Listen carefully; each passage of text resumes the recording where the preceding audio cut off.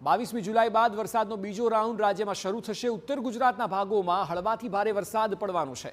દક્ષિણ ગુજરાતમાં ભારેથી અતિભારે વરસાદ થવાની પણ શક્યતા છે। સુરત, ભરૂચ, નવસારી, વલસાડમાં ભારે વરસાદની શક્યતા છે। એ સિવાય રાજકોટ, સુરેન્દ્રનગર, મોરબીના ભાગોમાં પણ વરસાદ પડશે।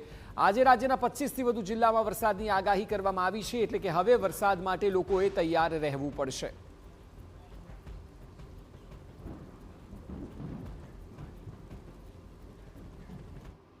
તો આજના દિવસે કયા કયા જગ્યા પર વરસાદની આગાહી કરવામાં આવી છે તે આપને બતાવીએ બિગ વોલ પર, જેથી કરીને આપ વધુ સારી રીતે સમજી શકો કે આપના ત્યાં વરસાદ છે કે નહીં। ઉત્તર ગુજરાતમાં જુઓ 20મી જુલાઈએ મહેસાણા, સાબરકાંઠા, એ સિવાય ગાંધીનગર, અરવલ્લી અને ખેડા તમામ જગ્યાએ વરસાદ વરસવાનો છે। એટલે આપ આ જિલ્લામાં રહેતા હોવ તો પછી આપે તૈયાર રહેવું પડશે કે આજના દિવસે ધોધમાર વરસાદ હશે। એ સિવાય આપ જુઓ અમદાવાદ, આણંદ, બનાસકાંઠા, વડોદરા, મહીસાગર તમામ જગ્યાએ મધ્યથી લઈને ઉત્તરમાં વરસાદ જોવા મળી શકે છે આજના દિવસે।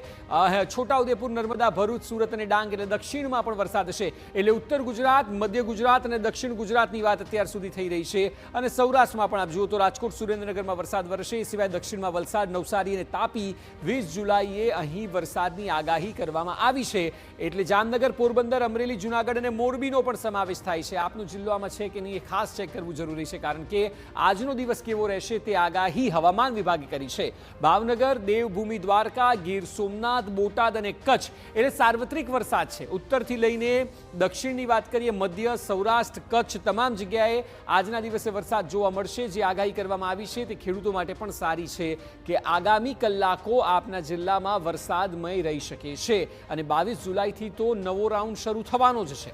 એટલે આ આગાહી હવે ચોમાસાની સિઝનને બરાબર કરવામાં આવી છે। છેલ્લા થોડા સમયથી જે પ્રકારે વરસાદ અટક્યો હતો તે હવે નહીં અટકે અને વરસાદ જોવા મળશે તેવું હવામાન વિભાગનું કહેવું છે।